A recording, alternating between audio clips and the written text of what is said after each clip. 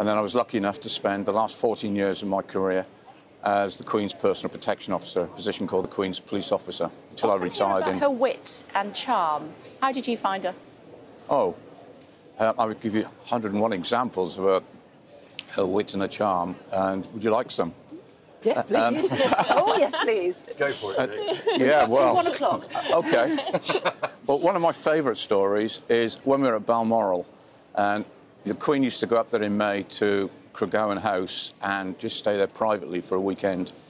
And she would go out at lunchtime for picnics, and very often it would just be the police officer and Her Majesty. And one of the picnics I went out with her, we had a lovely picnic and a lovely chat, and then we went for a little walk, just the two of us. And normally on these picnic sites, you meet nobody, but there was two hikers coming towards us, and the Queen would always stop and say hello. And it was two Americans on a walking holiday. And it was clear from the moment that we first stopped, they hadn't recognised the Queen, which is fine. And the American gentleman was telling the Queen where he came from, where they were going to next, and where they'd been to in Britain. And I could see it coming, and sure enough, he said to Her Majesty, "And where do you live?" And she said, "Well, I live in London, but I've got a holiday home just the other side of the hills." And he said, "Well, how often have you been coming up here?" "Oh," she said, "I've been coming up here ever since I was a little girl, so over 80 years. And you could see the clogs thinking. He said, "Well, if you've been coming up here for 80 years, you must have met the Queen." And as quick as a flash says, "Well, I haven't, but Dick here meets her regularly."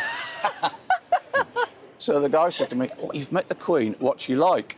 And because I was with her a long time and I knew I could pull a leg, I said, "Oh, she can be very cantankerous at times, but she's got a lovely sense of humour." Anyway, the next thing I knew, this guy comes round, puts his arm around my shoulder, and before I could see what was happening, he gets his camera, gives it to the Queen, and says, "Can you take a picture of the two of us?" Anyway, we swapped places, and I took a picture of them with the Queen, and we never let on, and we waved goodbye. And then Her Majesty said to me, "I'd love to be a fly on the wall when he shows those photographs to the friends in America, and hopefully someone tells him who I am." Oh, that's brilliant.